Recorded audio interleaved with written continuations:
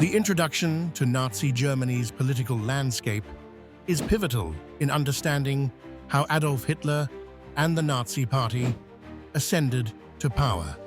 This landscape was marked by the turbulence and instability following World War I, the Treaty of Versailles' harsh repercussions on Germany, and the resultant economic, social, and political chaos.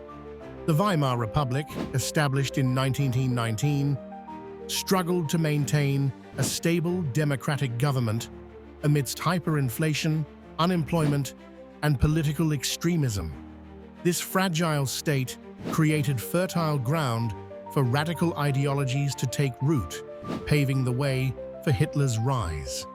The significance of this point lies in its illustration of how vulnerabilities within a political framework can be exploited to facilitate totalitarian rule. The Nazi Party, under Hitler's leadership, capitalized on widespread public discontent, positioning itself as a solution to the prevailing chaos. Hitler skillfully used propaganda, orchestrated scapegoating of minority groups, and leveraged the disillusionment with traditional political entities to consolidate power. A stark example of this exploitation is the Reichstag fire in 1933, which the Nazis used to stoke fear of communist insurrection, leading to the Reichstag fire decree. This decree effectively nullified civil liberties and allowed for the arrest of political opponents, marking a pivotal step in establishing a dictatorial regime. Another example is the Enabling Act, which granted Hitler legislative powers, sidelining the Reichstag and enabling the Nazis to enact laws unchallenged, thereby dismantling democratic governance.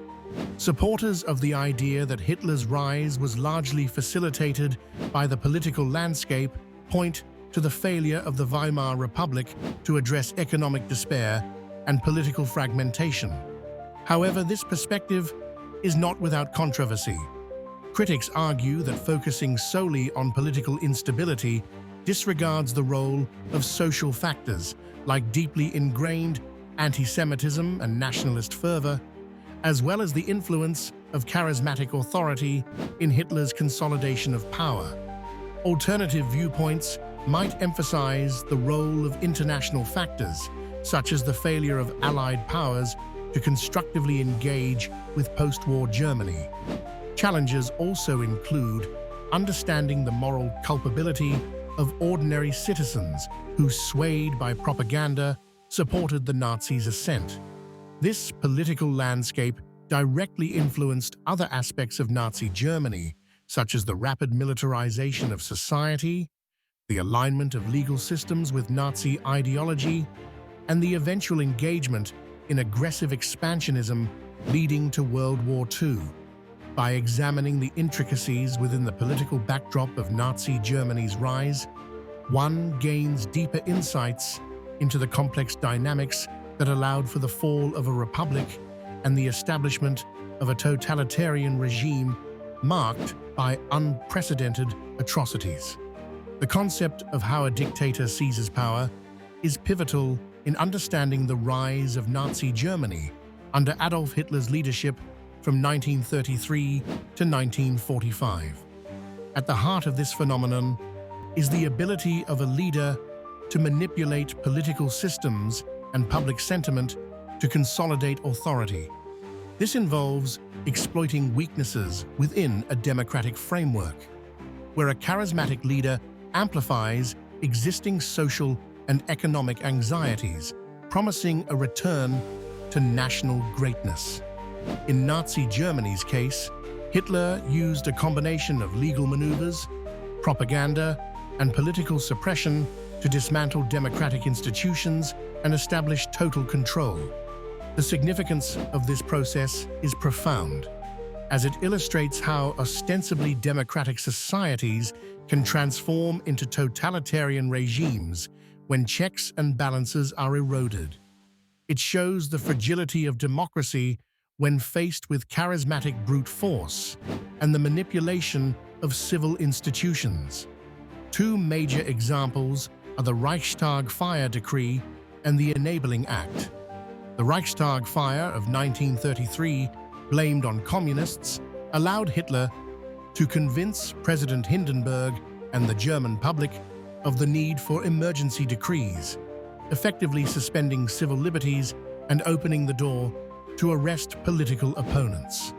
Subsequently, the Enabling Act was passed, granting Hitler and his cabinet legislative powers without parliamentary consent, thus legalizing the transformation of the Weimar Republic into a dictatorship. Supporters of the view that dictators leverage systemic vulnerabilities often cite that modern societies must remain vigilant against charismatic leaders who exploit crises to introduce authoritarian rule. History provides grim reminders through real-world instances where citizens' rights are compromised in the name of national security and order. However, there are alternative viewpoints. Some argue that external factors, such as the Treaty of Versailles and its crippling effects on the German economy, were equally responsible for the rise of dictatorial power. They suggest that, in certain historical contexts, such figures emerge not solely out of individual ambition, but as a response to systemic failures. Critics also point to the moral responsibility of the populace and other political actors who often stand by as democratic institutions crumble. In the broader narrative of Nazi Germany, the mechanisms by which Hitler seized power are interconnected with other themes such as the persecution of minorities, the role of propaganda, and militaristic expansion. These aspects demonstrate how the internal consolidation of power can pivot a nation towards aggressive and destructive policies, both domestically and internationally. Understanding this transformation offers vital lessons in safeguarding democratic institutions today.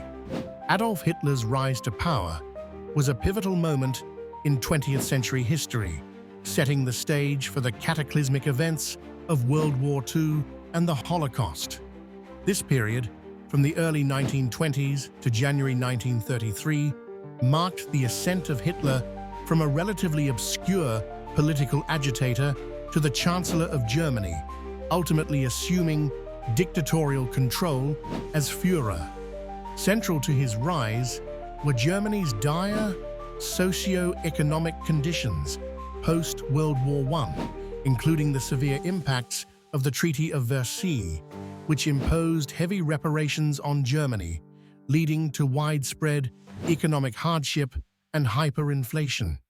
Hitler's charismatic oratory, his promise to restore Germany's former glory, and his ability to scapegoat Jews and other minorities were crucial to rallying popular support. The significance of Hitler's rise lies in the profound impact it had on Germany and the world. It exemplifies how economic desperation and social unrest can fuel extremist ideologies. Hitler's ascent allowed the Nazi Party to implement radical policies, leading to the establishment of a totalitarian regime that orchestrated one of history's most brutal genocides and plunged the world into global conflict. Two key examples illustrate this rise.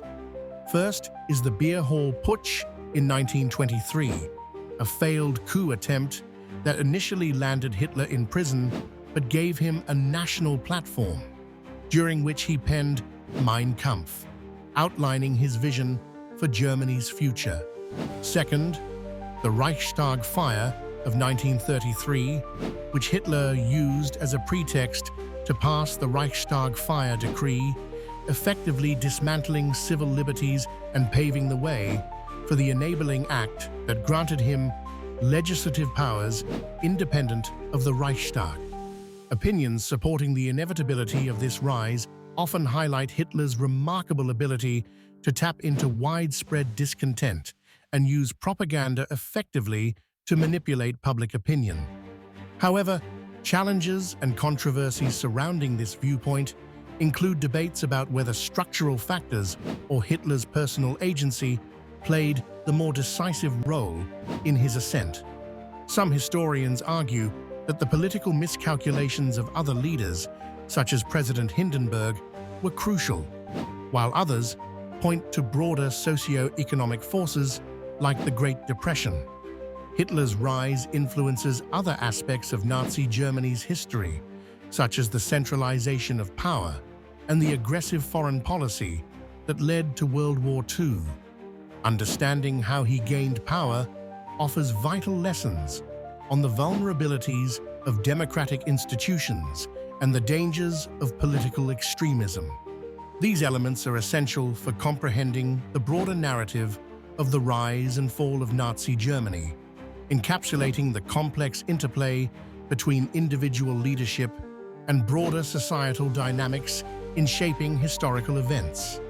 The phrase, "how a dictator seized power," refers to the systematic and strategic manner in which Adolf Hitler and the Nazi Party ascended to control over Germany from 1933 to 1945. This concept involves understanding the political, social, and economic conditions that facilitated Hitler's rise, as well as the methods he employed to consolidate power. The significance of this point in the narrative of Nazi Germany is profound, as it lays the foundation for understanding the mechanisms of authoritarian control and its devastating consequences. One of the primary examples of how Hitler seized power is through the Reichstag fire in February 1933.